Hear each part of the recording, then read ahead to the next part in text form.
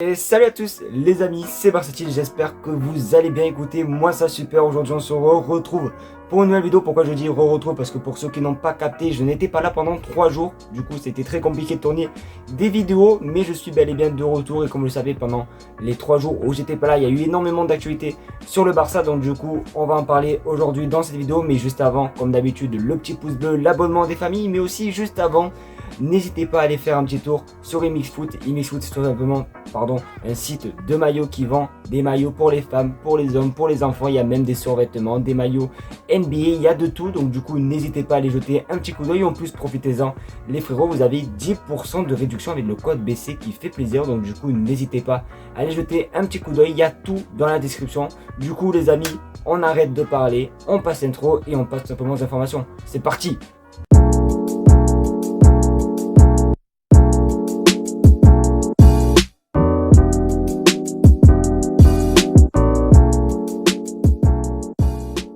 On va commencer tout simplement par une info mercato. Alors on va parler bien sûr du mercato du Barça. Alors vous êtes beaucoup à me dire dans les commentaires que le mercato du Barça il est réussi, mais il manquerait quand même des latéraux. Donc du coup, on va pas se mentir, vous allez être vraiment servi dans cette info, car les plans B du Barça seraient Reguilón et Angelino si Marcos Alonso ne vient pas, car tout simplement la priorité du Barça c'est Marcos Alonso, le joueur de Chelsea. En plus, cette information a été donnée par un certain Fabrizio Romano, donc on peut imaginer que la source est très fiable. Donc vraiment, je trouve ça assez intéressant, parce que c'est vrai qu'on recrute beaucoup de milieux, beaucoup d'attaquants, mais la défense, à part Jules Koundé qui vient juste d'arriver, on est un petit peu mis à l'écart. Après, peut-être que Azpilicueta ou bien Marcos Alonso va venir. Après, ça, on l'espère.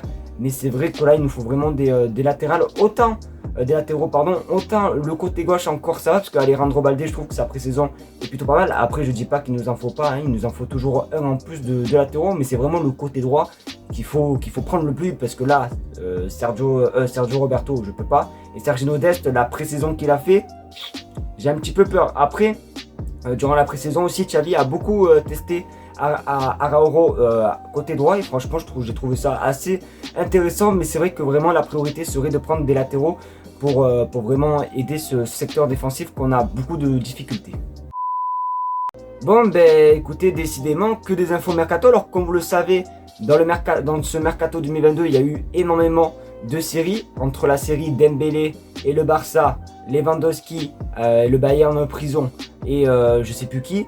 On va pas se mentir que là, il y a l'épisode aussi qu'on a oublié de Frenkie de Jong, parce que Frenkie de Jong, un coup il part, un coup il reste. Mais là, on va un peu plus en savoir grâce à un message du moins, des propos que Xavi aurait tenus, car il aurait dit: je n'ai envoyé aucun signal à De Jong, nous verrons ce qui se passera, nous avons le temps jusqu'au 31 août. Donc je vous mens pas que ce message, en fait j'ai l'impression que c'est un coup de pied dans le cul, tu vois, c'est un message vraiment pour partir. Après c'est peut-être moi qui ai à côté de la plaque, hein, ce qui est pas, voilà quoi, c'est possible, mais je sais pas, j'ai l'impression que ce message il est quand même assez bizarre. Je trouve qu'il le pousse à partir. Il dit que jusqu'au 31 août il peut se passer beaucoup de choses, donc pourquoi pas peut-être un départ, ou peut-être même une baisse de salaire, parce que on pense tout le temps au pire, mais on peut aussi penser au bonheur ou vraiment au positif. Donc je sais pas du tout si c'est vraiment un message d'alerte ou pas. Vous n'hésitez pas à réagir dans les commentaires. Est-ce que vous me comprenez? Est-ce que vous êtes de mon côté, ou est-ce que vraiment je suis à côté de la plaque comme la plupart du temps quoi?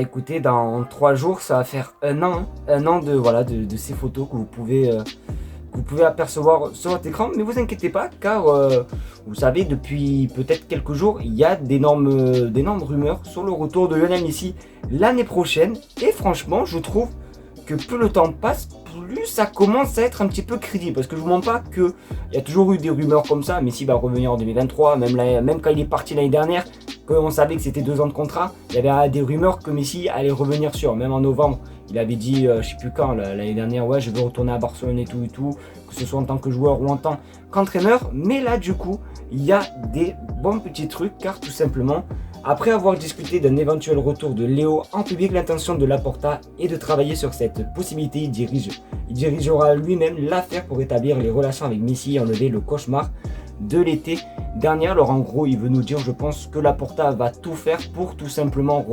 revenir Lionel Messi. En plus, il n'y a pas longtemps, il me semble que Laporta avait parlé concernant un retour de la Pulga. Donc du coup, je trouve ça quand même assez cool. Après, vous savez, hein, c'est le PSG.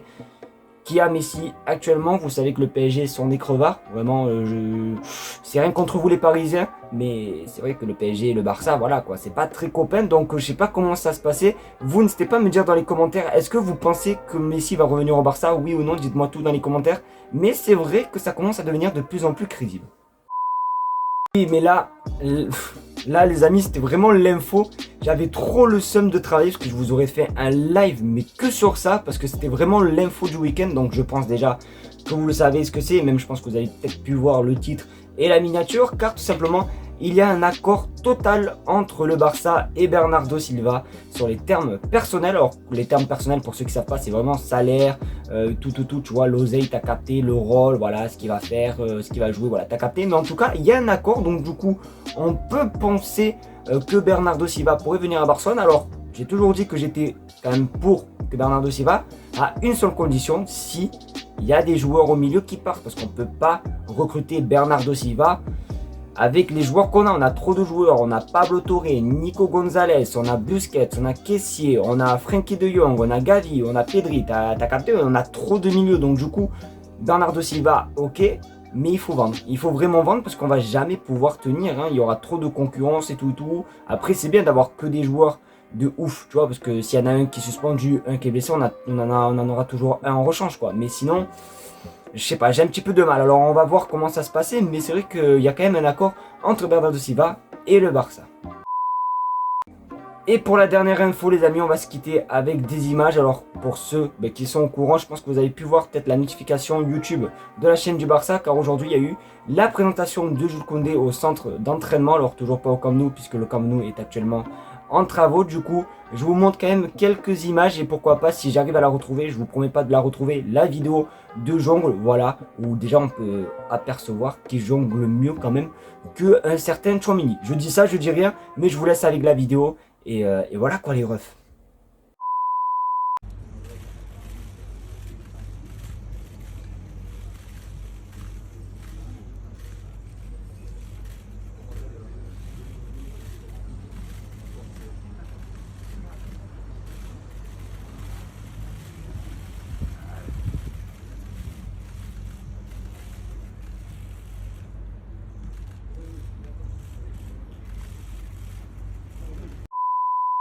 Et les amis, voilà, on se quitte vraiment sur ces jongles. J'espère qu'en tout cas cette vidéo vous aura plu. C'est le cas, n'oubliez pas le petit pouce bleu, l'abonnement des familles qui fait plaisir. Moi je vous remercie d'être de plus en plus nombreux sur la chaîne YouTube. Même quand je n'étais pas là, vous avez toujours été là à commenter, à vraiment, comment on peut dire, à me complimenter. Franchement ça me fait plaisir. En ce moment il n'y a que des messages d'amour. Merci à vous, continuez à être vraiment au top. Je vous fais de gros bisous et on se retrouvera demain pour un très gros live. Je dis rien, vraiment, restez bien à l'affût et on se retrouve demain. Gros bisous à vous. Ciao, ciao.